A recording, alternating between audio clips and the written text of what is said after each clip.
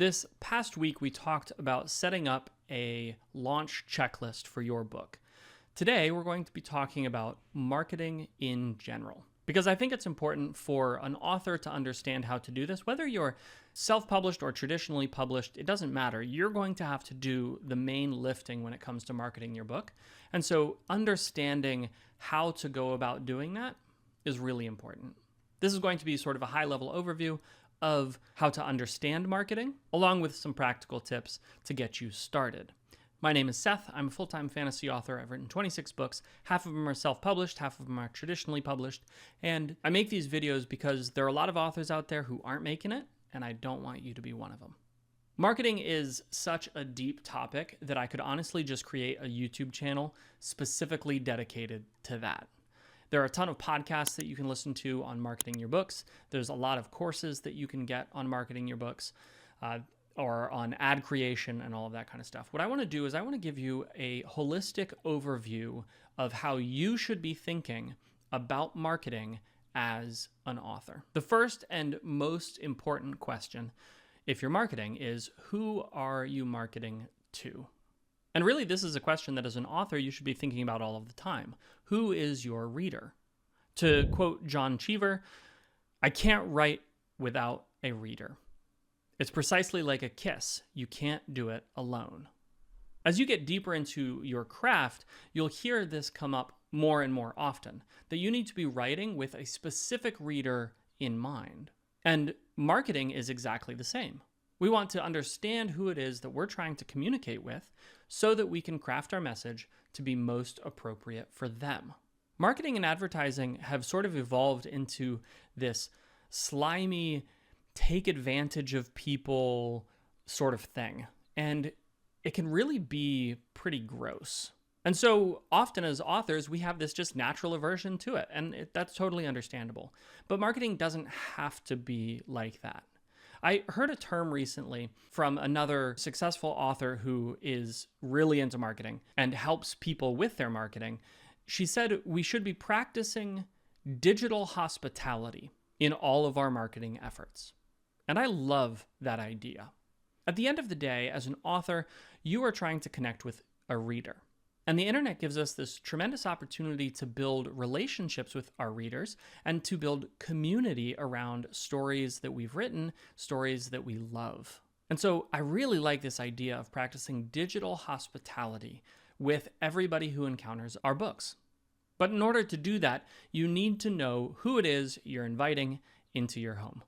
And that's where we want to pick a singular reader, and we want to focus all of our attention on that reader specifically. How do we go about doing that? Well, there are a couple of things we can do. First, we can take a look at our genre and we can say demographically, who is it that reads this kind of book? For example, I know that my readership is predominantly male. I know that my readership is predominantly between the age of 20 and 45.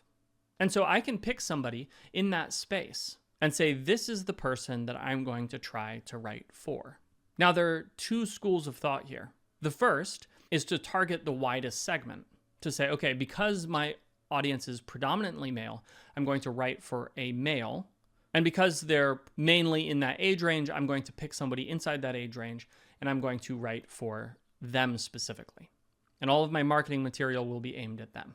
But there is actually another school of thought, which is that you should pick your second largest demographic. In my case, because I run about 65% male and 35% female in my demographics, I might pick a woman who is in her mid-30s as my target audience. It's going to be harder to reach her, but if my primary demographic is already finding and reading my books, then maybe I want to focus on this other subsection. But regardless, you have to pick somebody. You have to understand who that person is. Once you understand who that person is, you want to figure out where they hang out. And then you want to stalk them.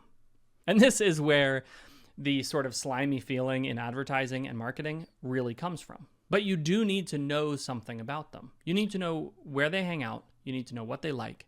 And you need to understand who they are. Most importantly, you need to understand their needs. Anytime somebody picks up a book, they're trying to solve a problem. They might not know that they're trying to solve a problem, but they are trying to solve a problem. And if you can identify what that problem is for your specific reader, you'll understand how your story solves that problem. And so a problem for a reader might be, I want something to distract me. Well, if you come and you read my books, you will be distracted. They might say, I want to feel a specific emotion. Now, if you're looking for terror, then I'm probably not the writer for you. But if you're looking for warmth and hope, I'm absolutely the writer for you. If you can understand the problem that somebody is trying to solve by picking up a book to read, you can understand how your book specifically solves that problem, and you can craft your message to help them make a good decision. And if you've stuck with me all the way to the end, I want to give you a really helpful tip. You don't actually have to look very far for your ideal reader. If you're writing a book, chances are you are your ideal reader.